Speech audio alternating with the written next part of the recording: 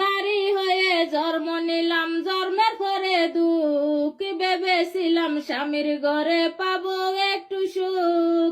নারী হয়ে জন্ম নিলাম, জন্মের পরে দুঃখ, ভেবেছিলাম স্বামীর ঘরে পাবো একটু সুখ।